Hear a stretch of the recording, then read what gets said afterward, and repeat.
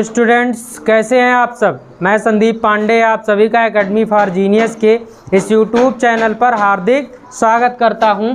तो हम लोग कल कक्षा 10 का गणित पढ़ रहे थे। मनोहर रेप किताब जो है हमारे पास, उससे पढ़ रहे थे, जिसमें हम लोग अभ्यास 3G का सवाल है। 5 वर्ष पूर्व नूरी की आयु सोनू की आयु की 3 गुनी थी।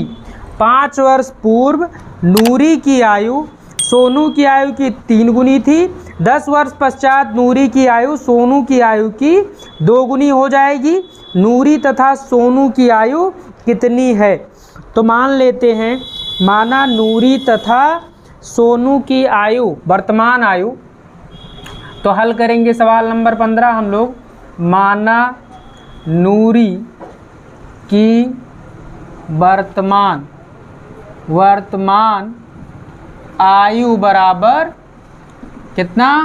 x वर्ष तथा सोनू, है ना, सोनू की वर्तमान आयु बराबर हम लोग क्या मान लेंगे? y वर्ष। ठीक है, प्रश्नानुसार। तो प्रश्नानुसार प्रश्न में हम पहली शर्त हमको क्या दी हुई है? पहली शर्त से। तो पहली शर्त क्या है हमारे पास? पहली शर्त में ये कहा गया है प्रश्न में कि 5 वर्ष पूर्व। तो 5 वर्ष पूर्व का मतलब क्या होता है कि भाई दोनों की उम्र 5 साल पहले।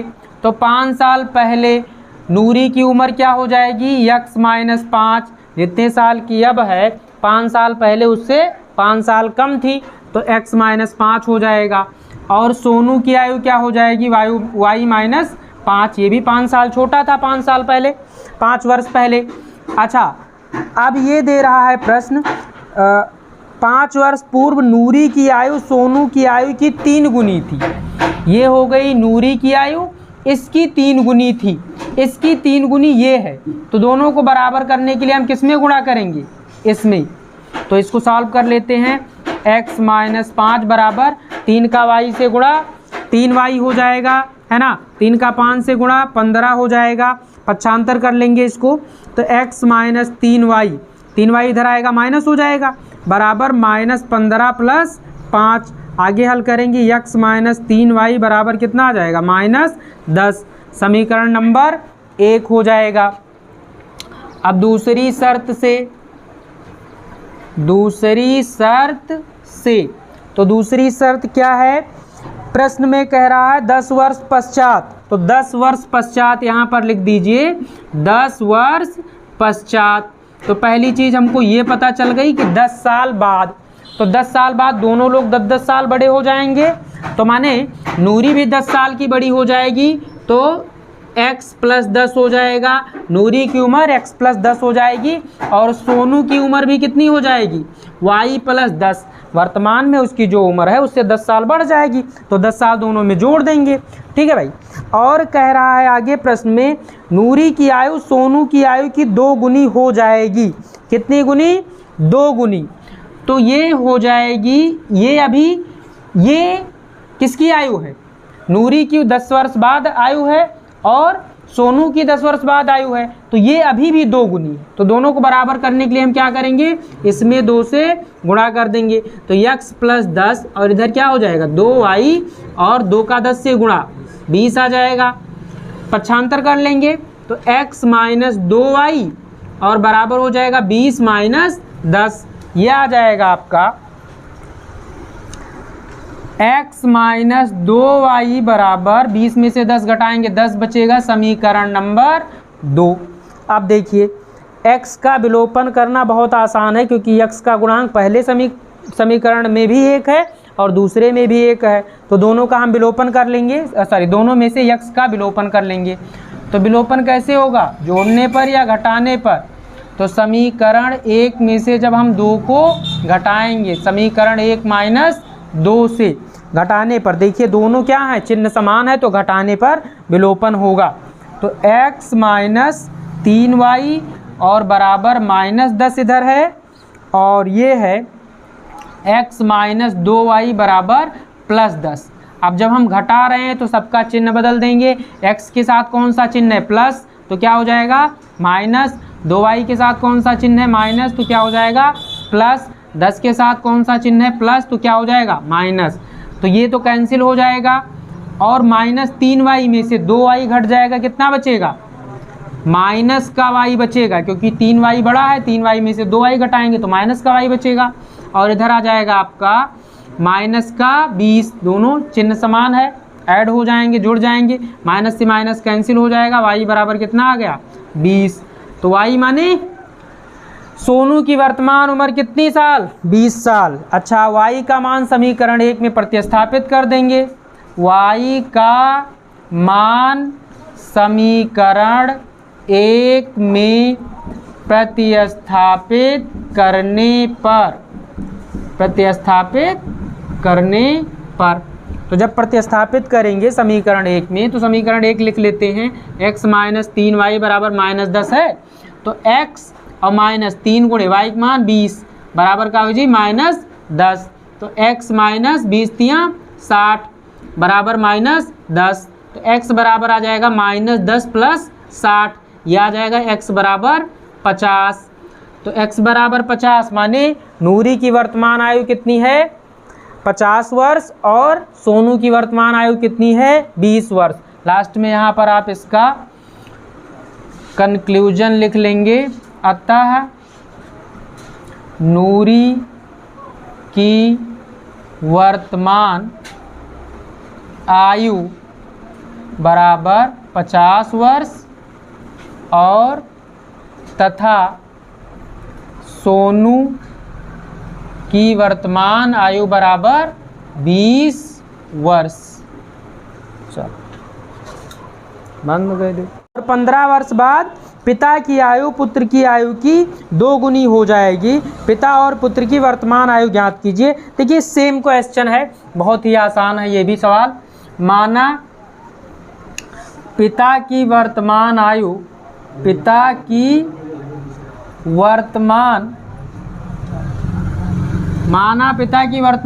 बराबर कितना, आयु बराबर x वर्ष तथा पुत्र की वर्तमान आयु बराबर y वर्ष हमने मान लिया, ठीक है, y वर्ष हो गया, ठीक है। आगे देखिए प्रश्नानुसार, बंद करो, बताइए पीट जाबो। तो प्रश्नानुसार क्या है कि 5 वर्ष पूर्व पिता की आयु पुत्र की आयु की 4 गुनी थी। तो 5 वर्ष पूर्व, तो भाई पिता की आयु क्या हो जाएगी x माइनस 4 और ये हो जाएगी y माइनस 4। तो दोनों की आयु क्या हो जाएगी 4 वर्ष कम थी पहली शर्त से। ये पहली शर्त है, पहली शर्त से 4 वर्ष पूर्व, 4 वर्ष पूर्व।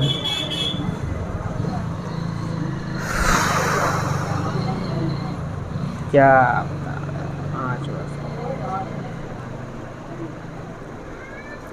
5 वर्ष पूर्व पिता की आयु पुत्र की आयु की 4 गुनी थी। तो पहली शर्त है 5 वर्ष पूर्व। तो दोनों की आयु क्या हो जाएगी x माइनस 5 यहाँ और y माइनस 5 पुत्र की, x माइनस 5 पिता की और y माइनस 5 पुत्र की। और दोनों आगे दिया है पिता की आयु पुत्र की आयु की 4 गुनी थी। ये 4 गुना है, पिता की आयु पुत्र की आयु के 4 गुना है।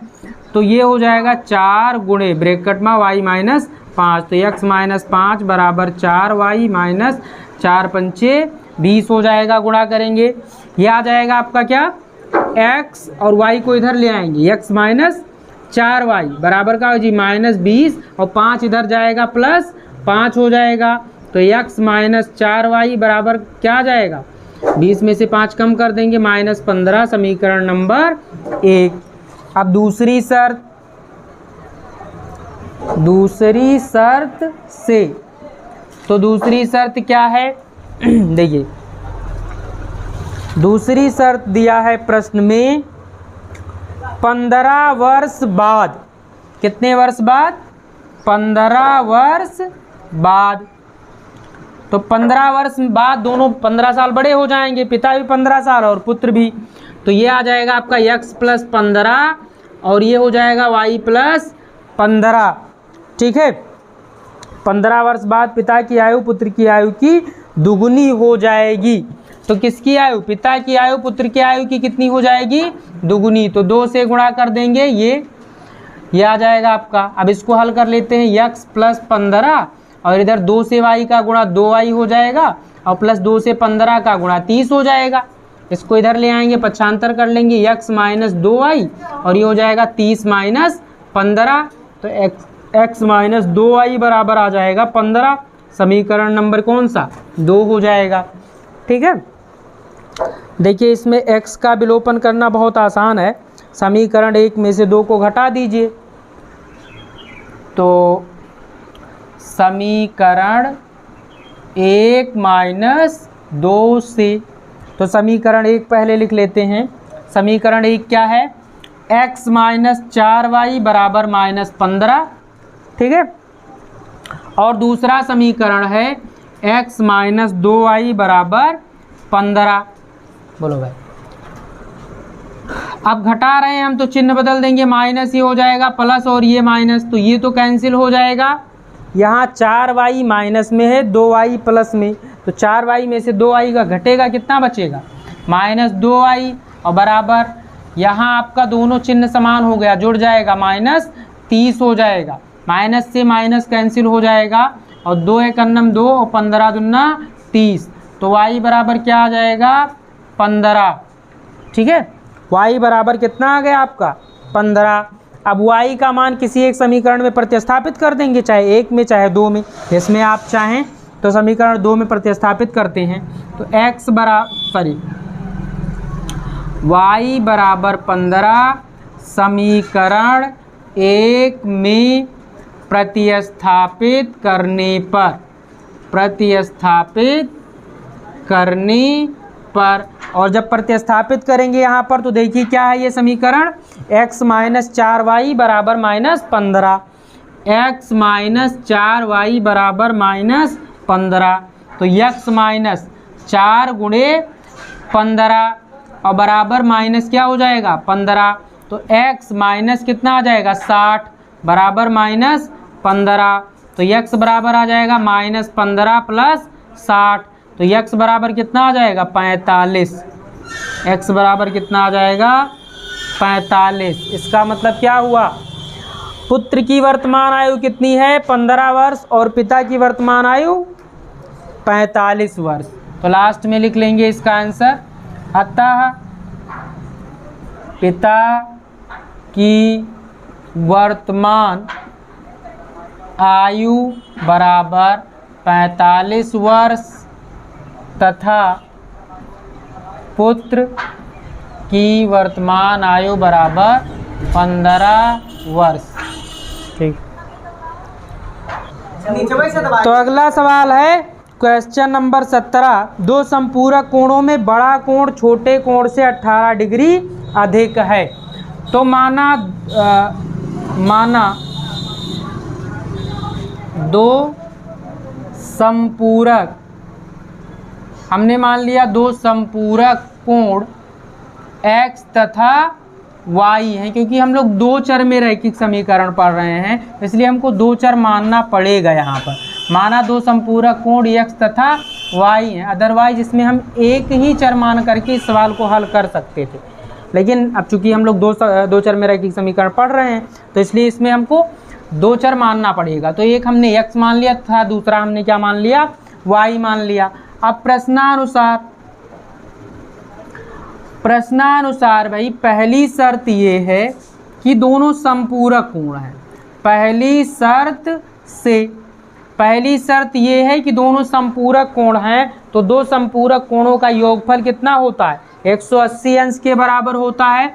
संपूरक कोण लिख लीजिए एक बार, संपूरक कोणों का योगफल, कोणों का योग कितना होता है? बराबर होता है 180 अंश के। तो हमारे पास संपूरक कोण है x + y बराबर 180 अंश हो जाएगा। समीकरण नंबर 1। अब दूसरी शर्त से देखिए, दूसरी शर्त से, तो दूसरी शर्त क्या है कि एक कोण दूसरे से 18 डिग्री अधिक है। हाँ, बड़ा कोण छोटे कोण से 18 डिग्री अधिक है, तो हमको बड़ा छोटा मानना चाहिए था, लेकिन चलो कोई बात नहीं। x को हम बड़ा मान लेते हैं, y को छोटा मान लेते हैं। तो x y से 18 ज़्यादा है, x y से क्या है 18 ज़्यादा है, माने ये 18 ज़्यादा है, बड़ा कोण इससे ये 18 ज़्यादा है। तो दोनों बराबर करने के लिए यहाँ 18 हमने जोड़ दिया, दोनों बराबर हो जाएगा। अब इसका पक्षांतर कर लीजिए, x माइनस वाई बराबर 18, समीकरण नंबर 2। क्या कह रहा था प्रश्न में कि बड़ा कोण छोटे कोण से 18 ज़्यादा है, तो 18 ज़्यादा होने का मतलब ये y प्लस 18 हो जाएगा, छोटा वाला कोण जो हमने y माना है छोटा कोण।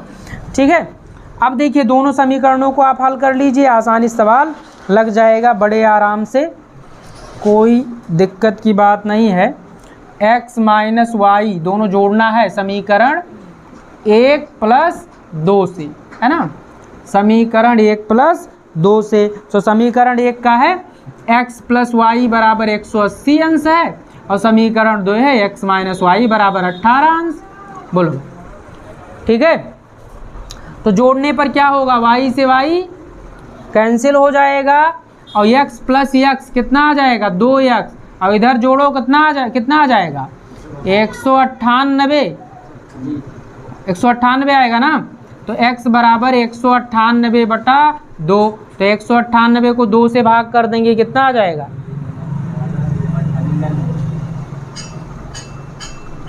तो ये आ जाएगा 2 9 18 99, x बराबर 99 अंश आ जाएगा। और समीकरण 1 में रख देंगे, तो समीकरण 1 से x प्लस वाई क्या है बराबर 180 है। तो अगर ये 99 हो जाएगा, तो 99 प्लस वाई बराबर 180 हो जाएगा। तो y बराबर 180 माइनस 99, तो y बराबर कितना आ जाएगा, 10 में से 9 जाएगा, 1 बचेगा, ये बचा 17 में से 9 जाएगा 81 आ जाएगा। तो देखिए हम उत्तर की जांच भी कर सकते हैं। यहाँ पर कह रहा था बड़ा कोण छोटे कोण से 18 ज़्यादा है, तो ये 81 में 18 जोड़ने देखो 99 आता है, हाँ बिल्कुल आ जाएगा। तो इसका मतलब हमारा आंसर सही है। ठीक, और दोनों जोड़ के 180 आना चाहिए, वो तो आएगा ही, है ना, 99 81 180 आएगा। तो अतः हम लास्ट में लिख लेते हैं बड़ा कोण छोटा कोण, अतः बड़ा कोण बराबर क्या हो जाएगा आपका 99 अंश, तथा छोटा कोण बराबर कितना आ जाएगा 81 अंश। ठीक है, चलिए भाई बहुत बढ़िया। तो अगला सवाल है क्वेश्चन नंबर 18, एक आयत का क्षेत्रफल। क्वेश्चन नंबर 18 को हम लोग हल करेंगे। प्रश्न दिया है एक आयत का क्षेत्रफल एक दूसरे आयत के क्षेत्रफल के बराबर है, जिसकी लंबाई 11 मीटर अधिक है और चौड़ाई 6 मीटर कम है। तो हमने देखो इसका हम लोग चित्र बना, एक आयत का क्षेत्रफल एक दूसरे आयत के क्षेत्रफल के बराबर है। तो इस आयत का क्षेत्रफल हम इसकी लंबाई मान लेते हैं x और चौड़ाई मान लेते हैं y। ये आपको वर्ग के जैसा दिख रहा होगा, थोड़ा सा इसको आयत के जैसा बना लेते हैं, लंबाई थोड़ी बड़ी कर देते हैं और चौड़ाई छोटी। तो ये आपका हो जाएगा ABCD, हमने मान लिया ABCD एक आयत है और इसकी लंबाई हमने x मान लिया और चौड़ाई कितना हमने मान लिया y मीटर, x मीटर और y मीटर। अभी यहाँ पर प्रश्न में कह रहा है एक और आयत है, एक और आयत है जिसकी लंबाई क्या है पहले वाले आयत से बड़ी है, जिसकी लंबाई 11 मीटर अधिक है। अभी हमने पहले क्या लंबाई माना था x, तो इसकी 11 मीटर अधिक है लंबाई, और चौड़ाई क्या है, चौड़ाई इसकी कम है, चित्र अच्छे से बना लेते हैं, चौड़ाई कम कर देते हैं, लंबाई बढ़ा दिया गया है। तो लंबाई कितनी हो गई x प्लस 11 मीटर और चौड़ाई y माइनस कितना कम किया गया है, y माइनस 6 मीटर, 6 मीटर कम कर दिया गया है। तो ये हो गई चौड़ाई, इसका नाम लिख लेते हैं PQRS। और प्रश्न में कह रहा है भाई कि दोनों क्षेत्रफल बराबर है। अच्छा, जब क्षेत्रफल दोनों का मीटर कम है, उसका क्षेत्रफल एक तीसरे आयत के भी क्षेत्रफल के बराबर है जो उससे 22 मीटर लंबा और 9 मीटर कम चौड़ा है। एक आयत का क्षेत्रफल एक दूसरे आयत के क्षेत्रफल के बराबर है जिसकी लंबाई 11 मीटर अधिक और चौड़ाई 6 मीटर कम है, उसका क्षेत्रफल एक तीसरे आयत के भी बराबर है। मतलब इसी का क्षेत्रफल एक और आयत है, समझ रहे हैं, एक तीसरा आयत है। अच्छा, और कह रहा है जो उससे 22 मीटर लंबा और 9 मीटर कम चौड़ा है, 22 मीटर अधिक लंबा। चलिए भाई, ये है x प्लस 22 मीटर लंबा और 9 मीटर कम चौड़ा है, इसकी चौड़ाई क्या है, y माइनस 9 मीटर। अच्छा, तो प्रश्न में आपसे कहा गया है इन तीनों का क्षेत्रफल बराबर है। अच्छा, तो आयत का क्षेत्रफल ज्ञात कीजिए। तो पहले वाले आयत के क्षेत्रफल निकालना है, चाहे जिसका, जब सबके क्षेत्रफल बराबर है, चाहे जिसका आप निकाल लोगे बराबर ही आएगा। ठीक है, तो सबसे पहले हमको क्या करना है, माना आयत की लंबाई बराबर x तथा चौड़ाई बराबर y। माना आयत की लंबाई बराबर x मीटर तथा आयत की चौड़ाई बराबर कितना मान लेंगे, y मीटर मान लेंगे। ठीक है, बहुत बढ़िया। अब इसका क्षेत्रफल अगर हम निकालें तो क्षेत्रफल, आयत का क्षेत्रफल, इसलिए आयत का क्षेत्रफल क्या होता है भैया, लंबाई गुणे चौड़ाई, यही तो होता है। तो लंबाई कितना है x और चौड़ाई कितना है y, तो क्या आ जाएगा क्षेत्रफल x गुणे y। अब प्रश्नानुसार पहली शर्त से, अच्छा नीचे लिखते हैं, पहली शर्त से। अब पहली शर्त में क्या कहा इसने कि अगर लंबाई 11 मीटर बढ़ा दिया जाए और चौड़ाई 6 मीटर कम कर दिया जाए तो इसका क्षेत्रफल किसके बराबर आ जाएगा, इसके बराबर आ जाएगा। तो लंबाई में हमको क्या करना है भाई, 11 मीटर बढ़ा देना है तो x प्लस 11 हो जाएगी लंबाई, और चौड़ाई में हमको क्या कर देना है, 6 मीटर कम कर देना है, y माइनस 6 हो जाएगा। ठीक है, अब क्षेत्रफल अगर हम निकालें तो यहाँ से, तो ये क्या हो जाएगा, लंबाई गुणे चौड़ाई, दोनों गुणा कर देंगे तो x प्लस 11 और यहाँ हो जाएगा y गुणे y माइनस 6, और क्षेत्रफल ये किसके बराबर है, इस पहले वाले आयत के क्षेत्रफल के बराबर है। तो इसको हम किसके बराबर कर देंगे, x y के बराबर। इसको हल कर लेंगे, यहाँ से आपका x का y से गुणा x y हो जाएगा, x का माइनस 6 से गुणा माइनस 6x हो जाएगा, 11 प्लस 11 का y से गुणा प्लस 11y हो जाएगा, प्लस 11 का माइनस 6 से गुणा कितना आ जाएगा, माइनस 66 हो जाएगा, बराबर xy से xy कैंसिल हो जाएगा। यहाँ पर आप इसको लिख सकते हैं माइनस 6x प्लस 11y, और 66 को उधर भेज दीजिए, माइनस 66, तो ये हो जाएगा प्लस 66 हो जाएगा, समीकरण नंबर 1। अब दूसरी शर्त से, ठीक है, दूसरी शर्त में ये कहा गया है, चित्र आपके सामने बना है कि लंबाई 22 मीटर अधिक हो, चौड़ाई 9 मीटर कम हो, तब भी क्षेत्रफल ये पहले वाले आयत के क्षेत्रफल के बराबर होता है। तो भाई लंबाई कितनी हुई, दूसरी शर्त से लंबाई हुई x प्लस 22 और चौड़ाई में कितना कम किया गया, चौड़ाई में कम किया गया x माइनस 9 कर दिया गया। तो क्षेत्रफल हम निकालेंगे, क्षेत्रफल बराबर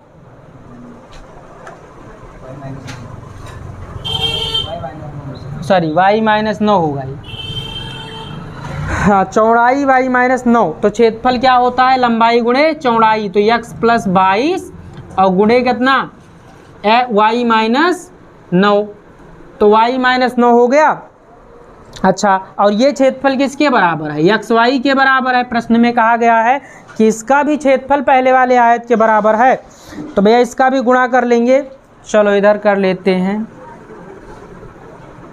तो ये आ जाएगा आपका x का y से गुणा एक्स वाई हो जाएगा, x का आपका -9 से गुणा -9x हो जाएगा, और 22 का y से गुणा कितना आ जाएगा 22y हो जाएगा, और फिर 22 का 9 से गुणा कितना आ जाएगा 22 नवैया कितना होता है भाई 9 दूनी 18, 22 नवैया कितना 128 98, चलिए 198 माइनस का बराबर एक्स वाई, ये कैंसिल हो जाएगा आपका, तो -9x और प्लस 22y और बराबर 198 हो जाएगा, है ना। अच्छा, अब दोनों समीकरण को हमको हल करना है।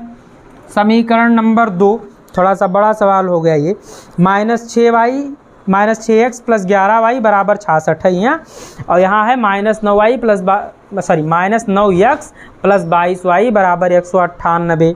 तो भैया y विलोपन कर लो, आराम से हो जाएगा, इसको 2 से गुणा कर दो, 22 यहाँ है, ये भी 22 हो जाएगा, आराम से हो जाएगा। तो समीकरण क्या 1 गुणे 2 और -2 से 1 को 2 से गुणा किया गया और 2 को घटा दिया गया, तो ये आई जी कितना 2 से गुणा करने पर, जब 2 से गुणा करेंगे तो ये हो जाएगा -12x और ये जी प्लस 11 दूना 22y और 66 दूना कितना हो जी 60 120 132 हो जी 132, ठीक है। और दूसरा समीकरण लिख लो भैया -9x और प्लस 22y बराबर 198, चिन्ह बदल दो, प्लस माइनस, अच्छा ये तो कट जाएगा, ये आ जाएगा -3x और इधर बचेगा कितना 198 में से 132 घटाना है, तो 8 में से 2 जाए 6 बची और 9 में से 3 जाएगा, कितना बचेगा 6, 66 माइनस से माइनस कट जाए 3 दूनी 6 22, x बराबर कितना आ गया 22, तो x बराबर 22 आ गया। अब x का मान किसी एक समीकरण में रख देंगे, चलो सब इसी में रख देते हैं समीकरण 1 में। तो समीकरण 1 से, समीकरण 1 क्या है आपका -6x और प्लस 11y बराबर 66 है, तो 6x तो -6 गुणे 22 और प्लस 11y है, y का मान निकालना है, 11y बराबर 66, तो 22 छक्का कितना हो जाएगा 22 छक्का 132 -132 और प्लस 11y बराबर 66। चलिए इधर लिख लेते हैं, तो 11y बराबर आपका हो जाएगा 66 और प्लस 132, 66 प्लस 132, तो 11y बराबर 6 2 8 और 6 3 9 1 198, तो 11 से इसको कैंसिल कर देंगे, 11 का 11 11 8 88, तो y बराबर आ जाएगा 18 मीटर, x बराबर के मीटर 22 मीटर और y बराबर 18 मीटर। तो आयत के क्षेत्रफल निकालना था, लास्ट में लिख लीजिए आयत का क्षेत्रफल, अतः आयत का क्षेत्रफल बराबर कितना हो जाएगा x गुणे y था ना, तो ये जी 22 गुणे 18, तो 18 दूना 36 के 6, 18 दूना 36 और 3 39 396 मीटर स्क्वायर, ठीक है। तो आज की क्लास बस यहीं तक, हम लोग अगले क्लास में फिर मिलेंगे क्वेश्चन नंबर 19 के साथ। तब तक के लिए बेस्ट ऑफ लक।